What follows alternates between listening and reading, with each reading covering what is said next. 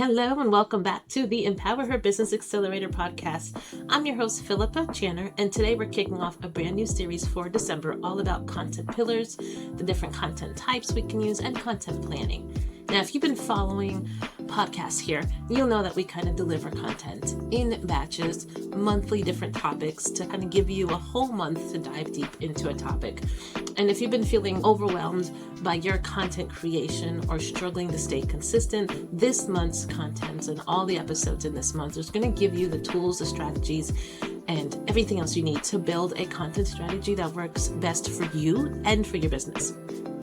Now, before we get into today's topic, just a quick reminder that the EmpowerHer program, we have a group session, we've had one-on-ones, and we've got a power session that is all scheduled to launch in January of 2025. So if you sign up by Cyber Monday, which is December 2nd, you're going to get 15% off of your enrollment. So whichever program you select, you're going to get 15% off of that.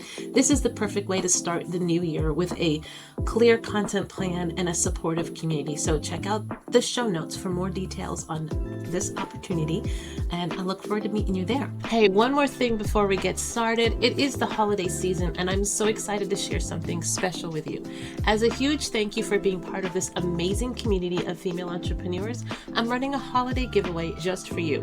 From November 15th to December 15th, you have the chance to win one of 2 stacks of incredible books that I've personally chosen to help you kick off 2024 with inspiration, insight, and practical strategies. These books are a combination of powerful resources on copywriting and entrepreneurial motivation, 2 key areas that can make a big difference as you grow your business.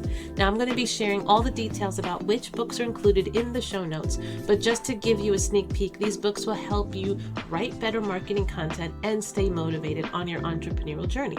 Who doesn't need a little extra push when it comes to those 2 areas, right? Now, entering is super easy. Here's what you need to do. I want you to subscribe to the EmpowerHer podcast wherever you're listening to it if you already haven't done so. Next, you're going to share your best business growth tip on my Instagram or LinkedIn giveaway post. Either one of those are fine. And then you want to tag 3 fellow female entrepreneurs you think would benefit from these books or just need a little inspiration for the holiday season. And here's the best part.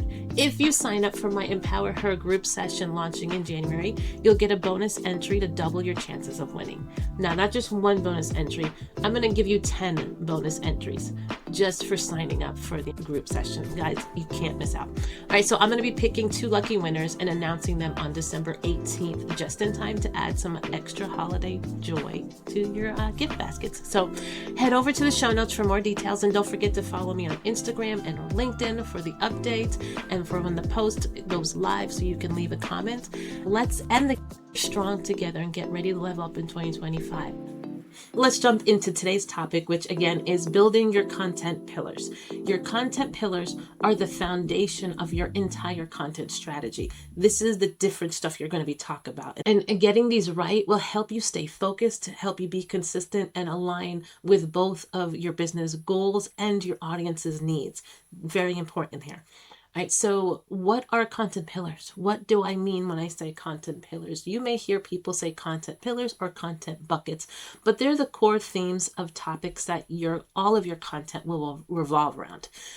They're going to help you stay organized and ensure that everything that you create ties back to the core message you have and the goals of your business. So when you have clear content pillars, it's easier to plan and produce content that serves both you and your audience at the same time.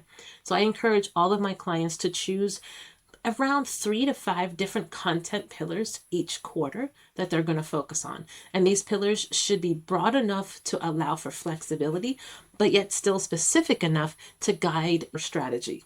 So when identifying what your content pillars are, I recommend making sure that at least 2 of them directly align with these critical areas. The first one is your business goals. Think back to the goal setting process we discussed in November. The content you create should help drive you towards your business goals, whether it's growing your client base, building brand awareness, or increasing revenue. One of your pillars should focus on content that supports these objectives. For example, if your goal is to establish yourself as an expert in your field, you might create content that showcases your expertise through different educational blog posts, webinars, or podcasts like this one. The other pillar that I recommend you definitely have and include in your list of pillars is the pillar of solving your clients' or your customers' problems. Your content should address the pain points and challenges that your audience is facing. When your content is focused on solving their problems, it creates value, it's going to build trust, and positions you as the go-to solution provider. So ask yourself, what challenges are my ideal clients struggling with? How can my content help them overcome these challenges? For instance, if you're a business coach, your content should provide actionable tips on time management or productivity or scaling a business. So you see how those align and connect. Now, don't forget, in terms of your other buckets, the other suggestion I have, which may be a consistent thing or maybe it's a seasonal thing, but it's the sales. I always encourage my clients to have a content pillar that focuses on selling their services. Now, this doesn't mean every piece of content should be a sales pitch, but selling, of course, is an essential part of running a business, and it's okay to incorporate it into your content strategy. So you can approach this way. I know many of us don't want to be too salesy and just ick when doing sales. So here are two different ways that you can approach incorporating sales into your content pillars. So one is make sales a separate content pillar altogether. So you create a specific piece of content that highlights your services, your products, your offerings. This could include case studies, client testimonials, or in-depth explanations of how your services can solve specific problems. And of course, you have a clear call to action so people know exactly what to do when and if they read it and say, yes, that's for me, I want to respond right now. Another way is end every piece of content with a call to action. Even if the content itself isn't directly about selling, you can end with a clear call to action that's inviting your audience to maybe book a consultation or sign up for a newsletter or take advantage of an upcoming offer. Those are direct leads into a sales opportunity that aren't too pushy and aggressive. All right, so to sum it up, your content pillars are the backbone of your strategy. By aligning your pillars with your business goals, solving your customers' problems, and including some sales, you create a content strategy that's both effective and sustainable.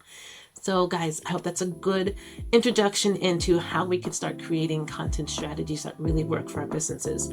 And thank you for joining me today. Next week, we're going to be diving into the content types and how to choose the right format to communicate your message effectively, whether it's through blogs, videos, podcasts, whatever your go-to method is.